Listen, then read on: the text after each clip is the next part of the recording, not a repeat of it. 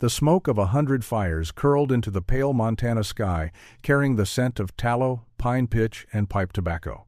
Fort Union, the grandest outpost of the American Fur Company on the upper Missouri, pulsed with the noise of trade, the slap of hides, the scrape of blades, the mutter of French, English, and Crow. Wagons groaned at the gates while men in fringed buckskin and red flannel hauled kegs of powder from keelboats moored on the riverbank. Inside the fort's tall pickets, mules brayed, children of mixed blood chased dogs through the dust, and from the blacksmith's shed came the rhythmic song of hammer on iron. In the midst of it stood Elias Boone Hardesty, a man neither young nor yet worn to bone, but with the look of one who had lived too long in the country where maps turned blank. His beard was the color of iron filings, his hands scarred and steady. Across his shoulder hung a rifle with a browned barrel, a Hawken piece out of Street Lewis and tucked beneath his arm, wrapped in oilcloth, something he treated as if it were scripture. That evening, in the dim light of the fort's trading room, the men gathered voyageurs, company clerks, and a few of those wild hunters who came down from the mountains each autumn to trade beaver plues for powder, whiskey, and the painted cloth the Indians favored for trade shirts. Vermilion dust glittered in small tin boxes, kegs of gunpowder were rolled aside to make room for the men's elbows. Overhead, bunches of scalp locks, trophies taken in battles no one cared to recall, swayed gently in the rafters. Hardesty set the oilcloth bundle upon the counter and unwrapped it. Within lay a square of vellum, yellowed and cracked like old skin, the edges nibbled by age and travel. The ink upon it was faded but still strong, a network of mountains drawn in the old Spanish hand, with lines arcing westward into places unnamed on any American map. "Reckon I've seen that ridge before," murmured one of the trappers, a man called Leclerc, squinting through smoke. "Looks like Wind River country, though whoever drew it never laid eyes on the Rockies." Another, a red-haired Kentuckian, snorted. "Looks like something a priest might have doodled while dreamin' of El Dorado." Hardesty said nothing. He reached into his coat and drew forth a smaller scrap torn from the same vellum with the edges charred. The two pieces fit cleanly together. "It's Spanish, sure enough," he said finally, his voice quiet but with the conviction of a man who had argued long in his own mind. "And older than the Louisiana Purchase. The ink's brown oak gall, same as the friars used. I came by it from a wagon boss out of Santa Fe who swore it was carried north by Jedediah Smith himself." That name silenced the room. Even in '32, the story of Smith's death among the Mojave was still told at every rendezvous, how he'd crossed the desert with a Bible, a compass, and a pack mule, only to fall beneath native spears. His journals, it was said, vanished with him. "You saying you got a piece of Jed Smith's map?" someone asked. Hardesty's gray eyes flickered. "A piece of one, maybe. Found among trade goods in Taos last winter, rolled up with church ledgers. I traded 2 mules for it, and near got shot for my trouble. But look here." He flattened the vellum with his palm. "See this ridge, the shape of it? Like a serpent coiled west of the Wind River Range. The script reads, Sierra del Diablo, the Ridge of the Devil." Laughter broke out again. "Ain't nothin' but Mexican fancy talk," said Leclerc. "Every hill south o' Santa Fe got the devil's name on it. Devil's Canyon, Devil's Hole, Devil's this and that." But Hardesty's face did not change. "The friars marked something here." He tapped the vellum where faint red ink glimmered. "A mine. Not silver, I think copper, maybe gold. The rest of the map's been lost, or burned. But this mark, this cross lines with the Crow country beyond the Sweetwater." A company clerk named Mr. Fenwick leaned over, adjusting his spectacles. "You'd stake your life on that smudge?" "I already have," Hardesty said simply. The conversation drifted then to the usual talk prices of beaver, the new tariff on whiskey, the rumor that the British traders up at Hudson Bay were paying better for pelts. Yet in the corners men still whispered about Hardesty's map. Some called him touched, others said he'd found the trail Smith died for. Later, when the trading hall emptied and the moon shone through the stockade gates, Hardesty sat alone by the fire. He drew from his pouch a small leather-bound notebook, one of those pocket journals the clerks favored. Inside, written in a cramped, deliberate hand, were fragments from Smith's own journal, copied years before, back when Hardesty had ridden as a greenhorn under Smith's command. The desert yields nothing to the careless. Water is life, and the map is faith. Hardesty read the line twice. He remembered Smith's calm certainty when the compass needle swung and the sun beat down upon the alkali flats. Smith had spoken often of a Spanish trail, an older one, older even than the padres who built the missions. A line of copper and gold, Smith had called it, running through the mountains like God's own vein. Most men had laughed, but Hardesty had not. Now, 10 years later, the vellum lay before him, proof or temptation, he could not say which. He traced its ridges with a calloused finger. The ink shimmered in firelight, like blood seeping through old cloth. Around him the fort settled into sleep. Distant laughter from the voyageurs' quarters, the cough of a watchman, wolves calling faintly from the cottonwoods by the river. He poured a measure of whiskey into his tin cup and stared into the flame. Every mountain man carried ghosts, men lost to avalanches, to Blackfeet arrows, to the thirst of deserts. But the ghost that haunted Hardesty wore a different face, that of knowledge half found. He saw in memory the body of Jedediah Smith, stripped and burned by the Mojave, and imagined among the ashes a scrap of vellum like this one, carried off by chance into another man's satchel. He folded the map carefully, wrapping it once more in the oilcloth, and tied it with rawhide. Before sleep, he opened his notebook again and wrote a single line. "Tomorrow I go west, to see if the serpent sleeps where Smith said it would." Outside the stockade walls, the Missouri rolled black beneath the stars. The beaver trade was dying, though few yet admitted it. The streams were trapped out, the fashion in Paris changing. Men would soon turn from pelts to gold, from mountain to mine. Hardesty, staring into the embers, felt that tide before it came. He lay down beside his rifle, the map close to his breast, and dreamed of mountains shaped like coiled beasts, their ridges gleaming red in the dawn. In that dream the line of ink became a canyon, the cross a mouth in the rock. Somewhere within that darkness a hammer rang against stone, echoing from a time before the trappers, before even the Spaniards. When he woke at dawn, the fire had burned to ash. He rolled his blankets, slung his pack, and walked to the riverbank where the company boats waited. The fog lay thick upon the water, silvering everything it touched. Hardesty took out the map one last time and held it to the light. The ridge curved like a serpent's spine, its tail lost in folds of parchment. He traced it slowly, whispering the name written there, Devil's Ridge, as if speaking to something alive. Then he folded it once more and set his face to the west, where the unknown always began. The thaw came late that year. Ice still clung to the shaded bends of the Missouri when Elias Hardesty left Fort Union behind, the fort's flag dwindling to a red speck against the gray of the plains. He rode with 2 men, Baptiste Leclerc, a wiry French-Canadian who'd spent half his life in the beaver streams, and Isaiah Crow, a Tennessean deserter with a face that looked carved from walnut. They carried 4 mules, 2 rifles apiece, powder, traps, and the thing that weighed more than any of it, the vellum map sealed in a tin tobacco box inside Hardesty's possibles bag. For days they followed the old Bozeman trace, a path of buffalo and traders winding westward through grass rippled like water. Prairie hens scattered before their hooves.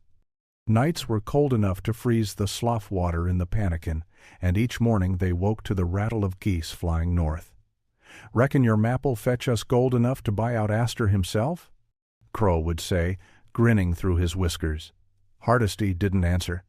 He rode with the map in his mind, the curling line of the mountains, the mark of the cross where no map of the government or Hudson's Bay had ever printed a name. By the time the Bighorn Mountains rose out of the haze, Leclerc's laughter had gone thin.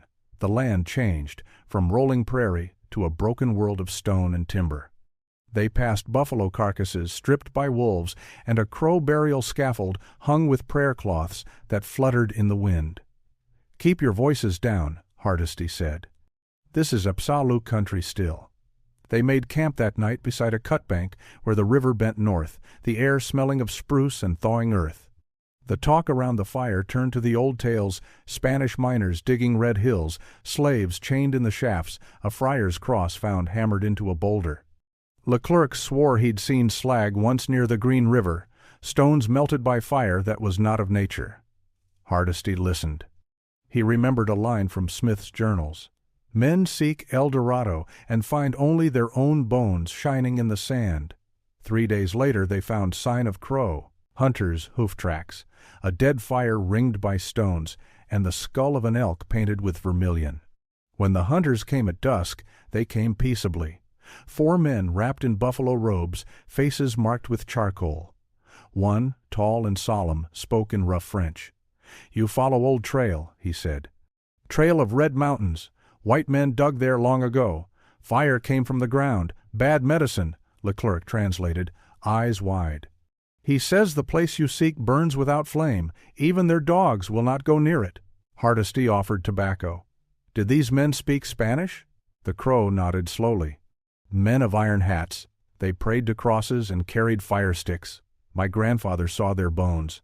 They traded meat for powder and went their separate ways, the crow fading into the willows like ghosts.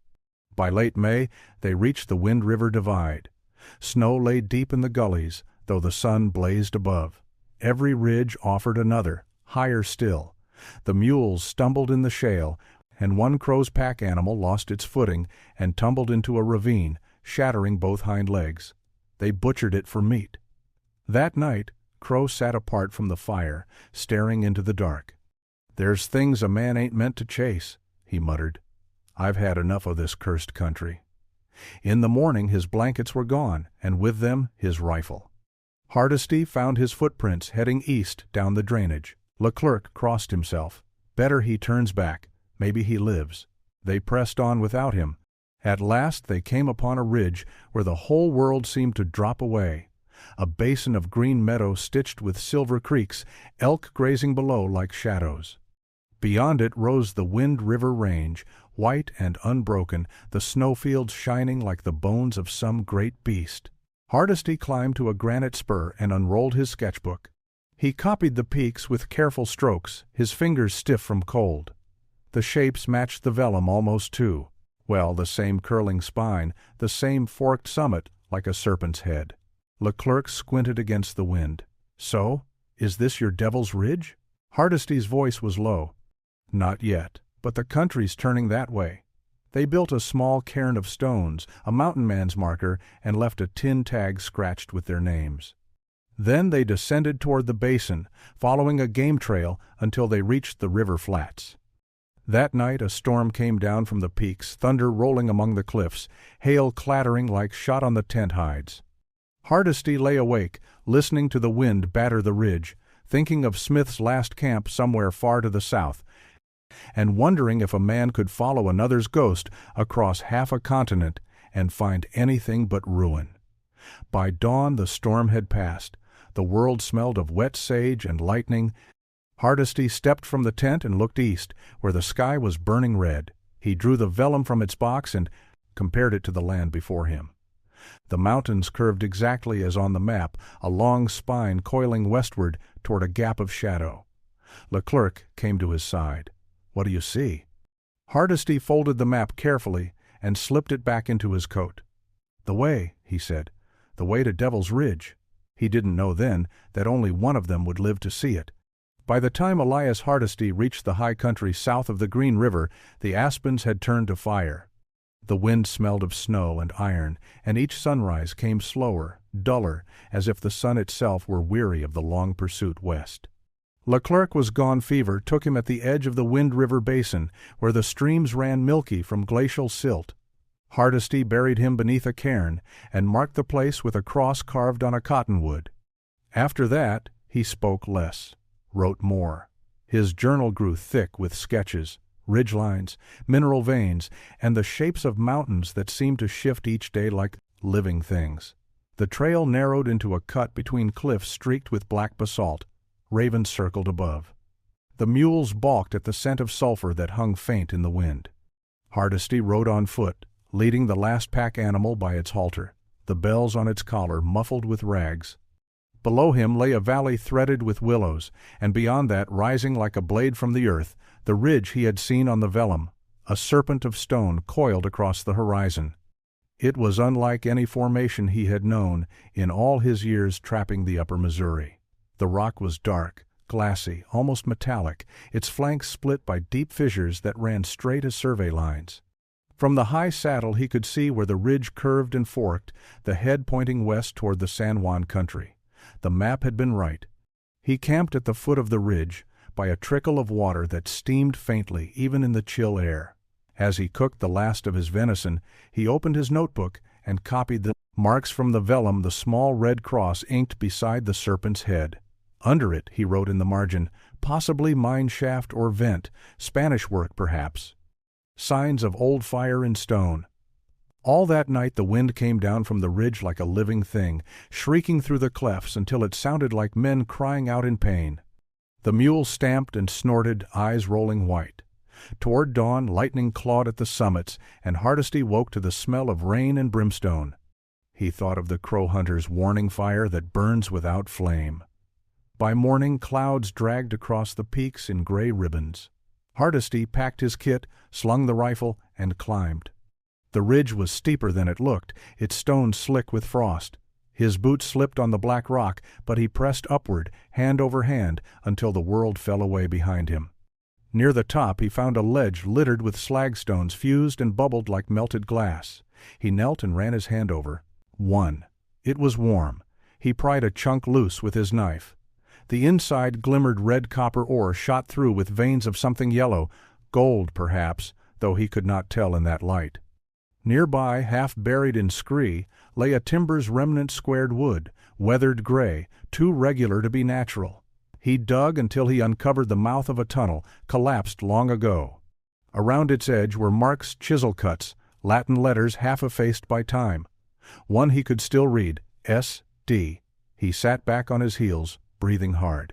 Sierra del Diablo. The Ridge of the Devil. A storm rolled over the range before noon. Wind howled through the passes. Snow hissed against the rock. Hardesty built a small fire in the lee of the tunnel mouth and huddled beside it, the vellum spread on his knee, his fingers numb and bleeding. He wrote by the flicker of flame. The Spaniards were here. Found slag, timbers, and tool marks. Ridge corresponds to map precisely. I believe the vein runs true on west face. Will attempt descent tomorrow. May God guide me. The next day the storm returned, fiercer than before. Snow came sideways, blinding. The mule broke loose in the gale and vanished into the canyon below. Hardesty tried to follow, slipped, and struck his head against the rock. When he came to, the storm had passed, and silence lay over everything, the kind of silence that makes a man believe he's the last soul alive in creation. He crawled back to the ledge and kindled the last of his fire with scraps of his journal, the vellum he kept folded inside his coat. The flame's light danced on the rock wall, revealing faint crosses carved there centuries ago. He touched one with his fingers. It was smooth, polished by many hands. The men who cut it had prayed, perhaps, before sealing themselves into the mountain's mouth. As night fell, Hardesty set down his final entry. His hand shook, but the words came clear. The ridge is real, the mine is real, rich ore, but cursed, as they said. I have seen lights in the storm, heard hammers in the dark. If any man finds this, let him take warning. The devil's gold buys only graves. He signed it simply, E.B. Hardesty, Wind River Company. Then he folded the paper and slipped it into a tin box, sealing it with pitch from the fire. He wedged it in a crevice near the tunnel mouth, beside a single copper cross he had found among the stones. When the next storm came down, it came with thunder that split the ridge. Rockfall thundered through the canyon, and the wind swallowed his fire in one breath. In the morning, though there would be no morning for him, the snow drifted over the camp, soft as ash, covering the prints, the fire pit, and the place where Elias Hardesty had lain, watching the serpent's spine disappear into the clouds. The ridge slept again, and the map, that fragile proof of faith and folly, waited to be found. The letter came folded in oilskin, its edges browned by fire and time. It bore no sender's name, only the seal of the American Fur Company. Inside was a single page written in the clerk's practiced hand, informing Mrs. Sarah Hardesty that her husband, Elias Boone Hardesty, had not been seen since the late fall of '33 and was, by all reasonable account, presumed lost. The final line offered condolences and the balance of his account $17 in trade credit at Fort Union. Sarah read the words twice, then set the paper down upon the table beside the lamp. Outside, the Missouri rolled slow and high with spring melt, and the frogs were singing. She listened to them while the lamplight flickered against the walls of the small cabin Elias had built 2 years before. He'd promised to come back once the snow cleared in the mountains. He'd written once from the Wind River country, a letter carried by a brigade of trappers heading down river. After that, nothing. She folded the notice and placed it in the Bible that lay open to the book of Job. Then she took up Elias's journal, the one he'd left behind by mistake. It was worn smooth by years in his coat pocket, smelling faintly of smoke and salt. She turned to the last entry written in his hand, "There is no greater compass than faith." Sarah had been born to the frontier. Her father had driven wagons west for William Sublette. Her mother died on the trail near the Platte. By the time she was 16, she could shoe a mule, mend a rifle, and skin a beaver as well as any man in the camps.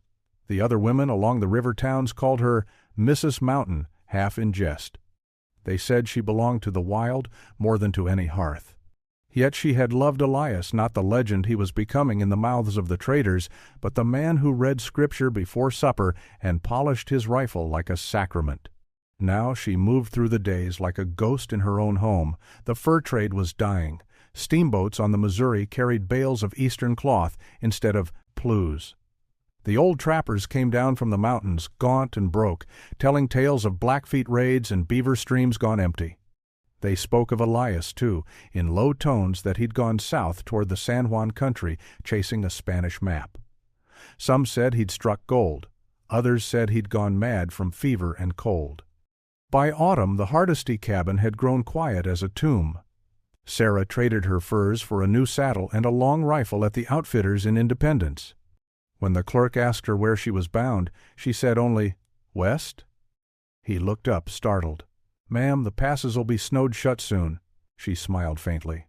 "Then I'd best make the ridges before they do." She sold what little she owned, the oxen, the stove, even the cradle that had never been used. With the proceeds, she bought a mule named Samson and enough dried cornmeal, pemmican, and powder to last through winter. The townsfolk whispered that grief had turned her head, but those who had lived long on the frontier knew better. There are some silences a woman cannot live beside. Before leaving, she rode to the bluff overlooking the river. From there she could see the smoke of the steamboats, the endless muddy water flowing west. She opened Elias's journal and tore out the page with his map sketches, the rough outlines of ridges and rivers. Beneath the penciled mountains he had written one word, Devil's Ridge. She traced the letters with her gloved hand. "If you're dead, Elias," she whispered, "I'll find where you lay, and if you're not, then may the Lord forgive me for what I'll bring back." Her first weeks on the trail were a study in endurance. She rode alone along the Santa Fe Trace, keeping to the company wagons until they branched south. The prairie in November was a sea of wind and stubble. Her hair, once golden, turned to a tangle of dust and smoke. Nights she slept beneath the wagon canvas, rifle across her chest, dreaming of Elias's voice calling from some distant ridge. At Council Grove, she met a party of freighters hauling trade goods to Bent's Fort. Their leader, a square-jawed Missourian named Grayson, warned her of the snow on Raton Pass and the Comanche raids beyond the Arkansas. "No woman's ever crossed alone," he said. Sarah looked up from tightening her saddle girth. "Then I suppose someone ought to start." By the time they reached the Arkansas River, most of the freighters believed she carried gold or madness. But when wolves howled close at night, it was Sarah who stood watch, steady and silent, her rifle leveled in the glow of the fire. Even the men began to respect her then, calling her the Widow Hardesty with something like reverence. When they reached Bent's Fort, she traded her mule for a sturdier horse and bought a new map from a Taos trader, one marked with the old Spanish roads. On its southern edge, near the San Juan Mountains, a name caught her eye, Sierra del Diablo. She folded the map and slipped it beside Elias's journal. That night she sat by the adobe wall of the fort and watched the stars rise over the plains. She thought of the copper cross he had once worn around his neck, of his steady hands tracing the vellum by lamplight, of the promise he had made when he left. One last journey, Sarah. After that, we'll build a life where the wind doesn't own us. The wind owned her now. When dawn came, she saddled her horse, filled her canteen at the river, and rode south toward Taos, the same road her husband had taken before the world forgot his name. She carried no company but the sound of creaking leather and the steady beat of hooves against the frozen earth. Behind her, the traders watched until she vanished into the red horizon, a lone rider following the ghost of a map that should never have existed. The road into Taos wound through frozen cottonwoods and adobe villages half buried in snow.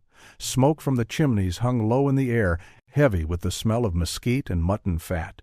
Sarah Hardesty rode beneath a sky the color of pewter, her face wrapped in a kerchief against the wind. Her horse's hooves struck sparks from the stones. By the time she passed beneath the wooden cross that marked the plaza gate, dusk had already fallen. Taos in those years was a crossroads of nations: Mexican traders, French trappers, Pueblo farmers, and the ragged Americans who'd come down from the mountains with beaver pelts to swap for powder and whiskey. The plaza glowed with firelight. From the open doors of Simeon Turley's mill came the smell of fermenting corn mash and the rattle of laughter in half a dozen tongues. Sarah dismounted and tied her horse near the hitching post. Inside, the warmth hit her like a wave. Men in buckskins crowded the bar, their faces raw from cold and months of wilderness. Among them she spotted one she recognized from Elias's stories. Kit Carson, smaller than she'd imagined, with a boy's face and steady eyes. He was listening to an old Spaniard spin a tale about buried gold and the monks who'd vanished seeking it. When the tale ended, Sarah stepped forward. "Señor," she said to the Spaniard, "you speak of mines, old ones, in the mountains west of here?" The man turned, startled. His face was a map of sun and years. "Si, señora. The lost mines of San Juan. My abuelo rode with men who sought them after the rebellion. They said the friars took the secret with them when they died." He tapped his temple. "But the map, they say, still exists, drawn on calfskin, like holy script." Sarah's voice trembled only slightly. "I think my husband found that map." The room fell quiet. Carson looked at her, recognition dawning. "Hardesty's woman," he murmured. "Elias Boone Hardesty, the trapper that went south and never came back." She nodded. "He carried a Spanish vellum marked with a ridge shaped like a serpent. He called it Devil's Ridge. I'm going to find it." Carson frowned. "Ma'am, that country's no place for the living this time of year. The Utes claim it, and the passes are snowed over clear to their bellies. Wait till spring." But Sarah shook her head. "He went in winter. If he died there, I'll meet him in the same season." A murmur rose from the men, some in admiration, others in disbelief. Only the old Spaniard, Don Rafael Ortega, leaned forward. His eyes gleamed like tarnished silver. "I know the trail," he said. "My father worked those mountains for copper before the wars. The ridge you speak of lies beyond the Sangre de Cristo, where the snow turns pink at dusk. I will show you the way for a share of what you find." "I seek bones, not gold," she said. He smiled faintly. "The dead and the gold often lie together." They left Taos 2 mornings later, riding with a pack mule and little else. The road climbed sharply, winding through cedar, breaks into a wilderness of snow and stone. By noon the sun burned hard and cold, casting no warmth. Ortega rode ahead, humming old mission hymns under his breath. For 3 days they followed the frozen arroyos, sleeping beneath pine boughs and breaking ice for water. At night, coyotes sang in the canyons and the stars seemed near enough to touch. Sarah rode wrapped in Elias's blanket, the one still carrying his scent of smoke and pine. She no longer felt the ache of fear, only the steady pull of purpose, as though some invisible thread were drawing her toward the heart of the mountains. On the 4th day, a snowstorm rose without warning. The sky went white, the world disappeared. They lost the trail and huddled beneath a rock ledge while the wind screamed through the pass. Ortega's mule slipped and vanished into the void below, its bell clanging once before silence swallowed it. When the storm broke at last, they found themselves above the tree line, staring down at a sea of clouds. "This is the spine of the Sangre de Cristo," Ortega said hoarsely. "Beyond lies the valley of the San Juan. Your ridge waits there." He was shivering, his face gray. Sarah gave him the last of her whiskey and half her jerky. He smiled weakly. "You have the heart of a conquistador's ghost, Senora." The next morning she woke to find him gone. His tracks led downslope and vanished in the drifts. Whether he fled or died, she never knew. Alone again, she tightened her saddle, said a prayer, and pressed on westward. By evening, the snow thinned, revealing stretches of red rock where the setting sun spilled its color like blood. The peaks ahead glowed crimson Sangre de Cristo, indeed, the blood of Christ. She crossed herself without thinking. At the crest of the last ridge she stopped. The world beyond was endless and silent, a labyrinth of peaks and shadow. And there, faint against the dying light, she saw it. A black line curving through the mountains, sinuous and unmistakable. A serpent spine of stone. She drew Elias's map from her coat. The vellum trembled in her hands, but the outline matched perfectly the coil, the cross, the slope of the ridge. For a long moment she could not breathe. "Elias," she whispered, "I've found your devil." The wind answered in a long, low sigh, moving through the pines like the breath of the dead. She rode down toward it, alone in the crimson dusk, the snow crunching under hoof and the shadow of Devil's Ridge waiting to receive her. The thaw came late in the San Juans. For weeks, sleet and ash-gray snow swept down the valleys, turning rivers to pale torrents that gnawed at the stones. Sarah Hardesty waited it out in a half-collapsed trapper's cabin beside the Piedra River, patching her saddle, mending her boots with rawhide, and watching the mountains brood above her like sleeping gods. When at last the sun broke through, the peaks gleamed with cruel beauty, white crowns above black forests, and she knew the moment had come. She packed her gear, slung the rifle, and rode westward into the wilderness her husband had sought and never returned from. The land grew harsher with every mile. Pines thinned into bare slopes of granite and scree. The air smelled of metal and snowmelt. By midday, she reached a wide basin ringed by cliffs. Across the far rim rose a ridge unlike any she'd ever seen, jagged, dark, curved like the back of a serpent frozen mid-coil. Even from that distance she felt its pull. Devil's Ridge. She made camp by a spring that bubbled from red earth. The water steamed faintly even in the chill. As dusk fell, the wind carried a deep hum from the mountainside, like distant thunder or the earth remembering fire. She opened Elias's journal and read the final pages until her hands shook. "The vein runs true, west face of ridge, God forgive my greed." The next morning she began the ascent. The trail was no more than a ghost of one switchbacks, half lost to rockfall, patches of snow crusted hard as glass. She moved slowly, leading her horse by the reins until the path narrowed to a ledge barely wide enough for a man's boots. At a place where the ridge split like a forked tongue, she stopped to rest. Below, the valley stretched vast and silent, clouds drifting like sails across the peaks. She found marks cut into the stone, a line of crosses, carved deep and old, each one blackened as if by fire. Kneeling, she traced one with her glove. The groove was smooth, worn by time and perhaps by prayer. The wind rose suddenly, shrieking through the chasm. The horse reared, eyes rolling, and nearly went over. Sarah calmed it with a voice she barely recognized, hoarse, low, the voice of someone who'd left fear far behind. By afternoon, the snow returned, soft and relentless. She lost the trail entirely. When the horse stumbled and fell, breaking its leg, she ended its suffering with one shot. The echo rolled through the canyons, like a drumbeat. She salvaged what she could blanket, provisions, the small spade, and pressed on foot. The ridge climbed into storm clouds. Her breath came ragged, the cold slicing her lungs. Twice she slipped, catching herself on outcroppings of rock that burned her hands with their chill. The second time, she nearly fell into a fissure so deep she could not see its bottom. Lightning flashed within it, blue and soundless. She thought of Elias climbing here before her, alone. What had he felt? Triumph? Fear?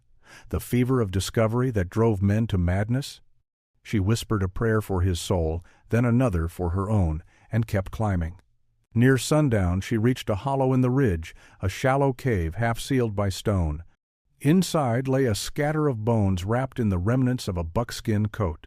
She knelt, trembling, and brushed away the snow. The skull still bore a scrap of beard clinging to the jaw. The hands were folded neatly, as if by someone who had made peace before dying. Around the neck hung a tarnished copper cross. Her heart broke and steadied in the same instant. "Elias," she breathed. "You found it." She built a small fire in the cave's mouth and sat beside him through the night. The storm passed above like the surf of another world. From her pack she drew his journal, the vellum fragment, and a tin box she'd carried all the way from Missouri. She opened it and found, to her astonishment, another folded note sealed with pitch. The writing was faint but still legible in his careful hand. "Sarah, if this ever finds you, know that I found what men sought and should not have. The Spaniards mined here for copper, but they opened something deeper. Fire moves beneath these rocks, and voices come with the wind. I've sealed the entrance. Leave it so. My love forever." Tears froze on her cheeks. She sat until dawn, watching light creep across the ridge, painting it gold and red. Then she gathered stones and built a cairn over the bones, setting the copper cross atop it. Around the base she placed 3 black slag stones she had found in the cave tokens of the earth's secret heart. When the work was done, she stood facing the west. The sun rose behind her, casting her shadow long across the snow. For the first time in years she felt something like stillness. Not peace. Exactly, peace was for the living, but understanding. The ridge was no devil. It was the border between greed and grace, the line where men tested the edge of the world. She took the vellum map and fed it to the fire. It curled and blackened, the ink flaring once like blood before vanishing. Then she turned her back on the ridge and began the long descent. By the time she reached the valley, the snow had stopped and the air was clear. She looked once more at the mountains, at the coiled serpent of stone gleaming in the distance. The wind carried the faintest whisper, like a man's voice calling her name. Sarah touched the copper cross that now hung around her own neck. "Rest easy, love," she said. "The Devil's Ridge keeps its secrets." Then she mounted what remained of her pack mule and rode east, leaving behind the place where faith and folly met, and where the map that shouldn't exist had led to something greater than gold. By the time the first wagons of settlers reached the upper Arkansas, Sarah Hardesty was a story already a rumor whispered around campfires from Bent's Fort to Taos, from the fur posts of the Green River to the drawing rooms of Street Louis. They called her the Widow of the Ridge, the woman who walked where men wouldn't. Some swore she'd found a chest of Spanish gold. Others claimed she'd gone mad and lived alone in a canyon with the ghosts of monks. The truth, as always on the frontier, was quieter and far harder to tell. She lived now on the edge of Independence, in a cabin shaded by 2 old sycamores. Her hair, once flaxen, had turned silver, though her eyes kept the same, calm blue, that had unnerved half the traders of the Missouri. She taught the neighbor children to read, mended harnesses, and kept mostly to herself. But each autumn, when the first cold wind blew down from the Rockies, she would sit by the fire and open a small tin box blackened with age. Inside lay 3 things: a few pages of Elias's journal, a handful of slagstones shot through with green, and the copper cross she'd taken from the ridge. No one knew she still dreamed of that place.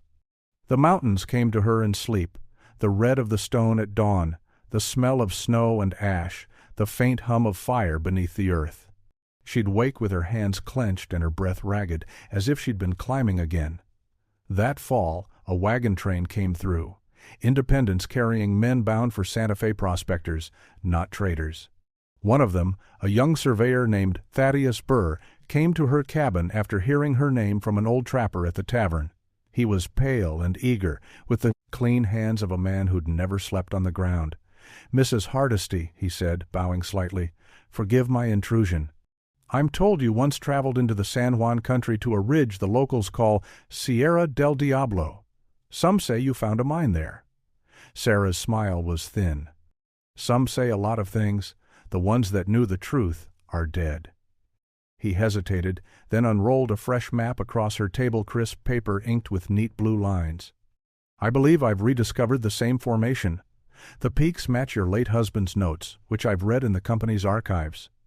If we follow the old Spanish line from Abiquiu North Cache," she cut him off gently, "you'll find nothing worth dying for." He flushed. "You don't believe in the mines, then?" "Oh, I believe they existed, and I believe they're best left buried." Burr leaned closer, voice dropping. "Mrs. Hardesty, men are already searching that country. If there's gold or copper still there, the one who marks it first will change the map of the territories." She looked past him, out the window where the wind stirred the dry corn stalks. "You don't understand what maps cost. Every line on yours is a man's grave." He left soon after, disappointed but polite. A week later, his party rolled west out of Independence, a dozen wagons, oxen, and men with bright eyes. She watched them from the ridge above town, the setting sun catching their rifles like sparks. She didn't follow, not this time. Winter came early. By December, word reached town that a storm had swallowed the Burr expedition near Wolf Creek Pass. No survivors. The papers called it another tragedy of the San Juan myth. Sarah read the notice in silence and folded it into Elias's journal. That night she walked down to the river, the tin box tucked under her arm. The ice was already forming along the banks, glinting in the starlight. She opened the box one last time, feeling the weight of its contents, the stones, the cross, the memory of fire. "Elias," she whispered, "they'll never stop looking." The wind rose from the west, carrying with it the smell of pine and distant snow, the scent of the country that had taken him. She tossed the slag stones into the river one by one, watching the ripples spread and fade. The copper cross she held longer, until her fingers ached from the cold. Then she kissed it and let it fall. It flashed once in the moonlight and was gone. When she returned to her cabin, she burned the last of the vellum scraps in the hearth. The flames climbed high, then sank into coals. She sat long after they went out, the smell of smoke clinging to her hands. In the spring, travelers heading west spoke of strange things in the San Juan mountains, of black slag exposed by melting snow, of faint hammering sounds on windless nights. Some claimed to see a lone figure riding along the ridge, wrapped in a dark shawl, her hair streaming silver in the sun. They said she carried no map, only a compass that pointed nowhere. The Museum of the Mountain Man in later years displayed a few relics labeled "Recovered from the Hardesty Expedition, 1833, 1836." A rusted rifle barrel, a tin box with traces of pitch, a single page from a journal, the ink still legible. "The mine is not gold, the mine is men's hunger. May God forgive those who find it." The curators wrote polite plaques about courage and discovery, about the spirit of the frontier. But those who studied the piece closely swore that beneath the museum glass, faint scorch marks traced the shape of a serpent's spine. And somewhere beyond the maps, in the folds of the mountains that no cartographer ever charted right, the wind still whispered through the broken stones of Devil's Ridge. It carried no gold, no glory, only the echo of a woman's vow and the soft clatter of slag where a fire once burned deep under the earth.